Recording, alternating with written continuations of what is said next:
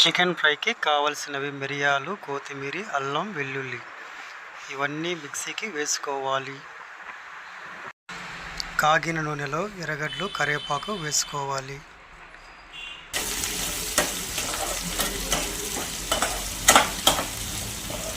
త్వరగా వేగిన తర్వాత పచ్చిమిర్చి, టమోటా వేసుకోవాలి.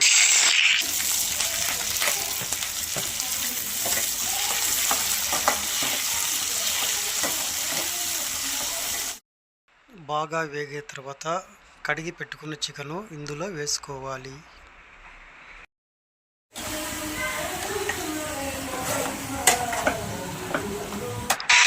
చికెన్ వేసిన తర్వాత బాగా మిక్స్ చేసుకోవాలి.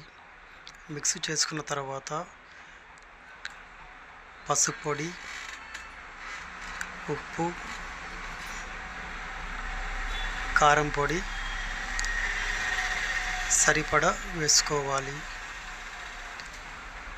తరువాత అన్నీ బాగా మిక్స్ చేసుకొని మూత పెట్టాలి.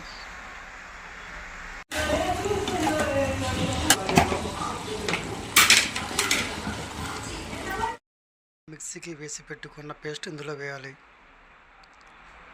తరువాత చికెన్ మసాలా పౌడర్ వేయాలి. తర్వాత ఫైనల్గా కొత్తిమీర వేసి వేయడమే.